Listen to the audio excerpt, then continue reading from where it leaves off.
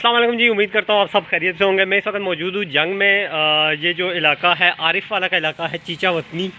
और यहाँ पर मैं आया हूँ और विज़िट करना था एक जो तंजीम है, फिट्स फाउंडेशन है, फलाही काम सर अंजाम दे रहे हैं, उनके हवाले से एक डॉक्यूमेंट्री बनानी थी।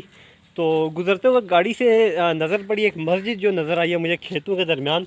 बिल्कुल ही खस्ता हाल, तबाहशुदा, मतलब शहीद कह सकते हैं।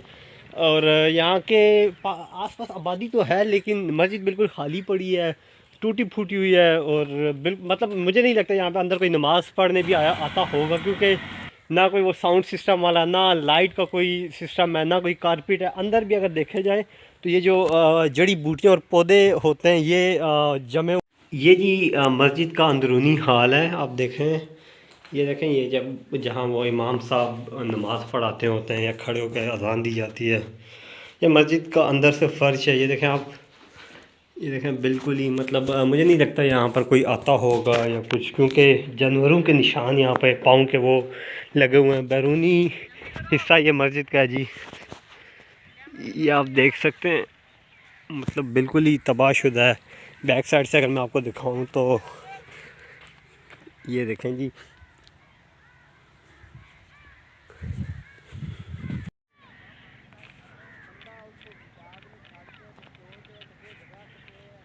ये हमारे मुसलमानों की बदकिस्मती कह लें कि हम लोग अपनी इबादत गाहों की हिफाजत नहीं कर पाते।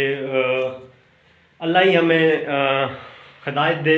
मस्जिद आस्ताना आलिया खानो कुतबिया कादरिया 159 शरीफ, मतलब ये 159, मतलब यहाँ पे जो गांव है 158, 59, 60, आगे 18 हज़ारी, और ये वो वाला सीन है।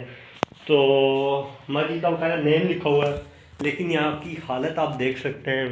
मतलब दीवारें बिल्कुल ही ख़त्म, मतलब ऐसे लग रहा है कि हम लोग अंदर जो खड़े हैं किसी टाइम ही गिर सकती है। तो कोई वापस आसपास कोई और मस्जिद भी नहीं बनाएगी और ना ही इसे तामीर किया गया है। मुझे नहीं लगता कि यहाँ पर कोई आता होगा नमाज़ पढ़ने। तो देखते हैं, अगर कोई अरे इलाका में से कोई मिला तो उससे भी पूछते हैं इस हवाले से।